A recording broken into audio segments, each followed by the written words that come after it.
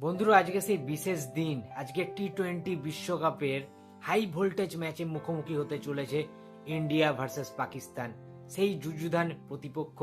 মাঠের বাইরের লড়াই, যুদ্ধ আমরা সবাই জানি। এবার মাঠের ভেতরে কি হতে চলেছে। অলরেডি কিন্তু ইন্ডিয়া যে কবার টি-20 বিশ্বকাপে পাকিস্তানের মুখোমুখি হয়েছে, বেশিরভাগ বারই কিন্তু ইন্ডিয়া জিতেছে। অর্থাৎ 7বার ইন্ডিয়া জিতেছে, পাকিস্তান জিতেছে ইন্ডিয়ার বিরুদ্ধে মাত্র একবার।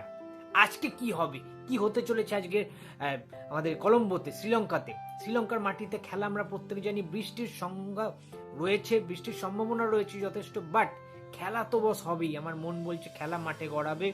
বৃষ্টি টিষ্টি সমস্ত কিছু উপেক্ষা করেও খেলা আজকের হবে। তার কারণ এটা ক্রিকেট ওয়ার্ল্ডের একটা বিগেস্ট ক্ল্যাশ হতে চলেছে, ইন্ডিয়া ভার্সেস পাকিস্তান। আজকে কে জিতবে, সঠিক অ্যান্সার যারা দিতে পারবে তাদের জন্য একটা স্পেশাল গিফট থাকবে আমার তরফ থেকে।